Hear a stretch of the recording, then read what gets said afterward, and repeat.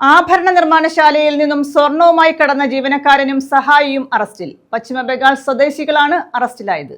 കരുനാഗപ്പള്ളി ഇടക്കുളങ്ങരയിലെ സ്വർണ്ണാഭരണ നിർമ്മാണശാലയിൽ നിന്നും 90 ഗ്രാം സ്വർണവുമായാണ് ഇവർ മുങ്ങിയത്.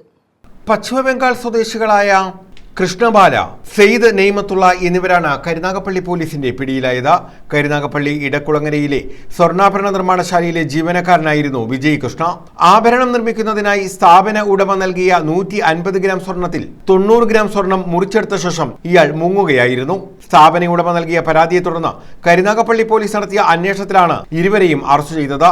മോഷ്ടിച്ച സ്വർണവുമായി തൃശൂരിലെത്തിയ വിജയ് കൃഷ്ണ ഇയാളുടെ സുഹൃത്തായ സെയ്ദ് നെയ്മത്തുള്ളയുടെ സഹായത്തോടെ സ്വർണം വിറ്റു. തുടർന്ന് മലപ്പുറം തിരൂരിലേക്ക് പോയി.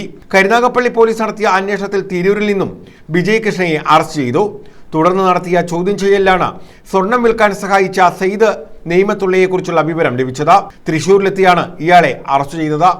SHO വി ബിജുവിന്റെ നേതൃത്വത്തിൽ SIമാരായ ഷമീർ, ആഷിഖ്, ASI തമ്പി, CPOമാരായ ഹാഷിം, മനോജ് എന്നിവരടങ്ങിയ സംഘമാണ് ഇരുവരെയും പിടികൂടിയത്. News bureau, Karunagappally.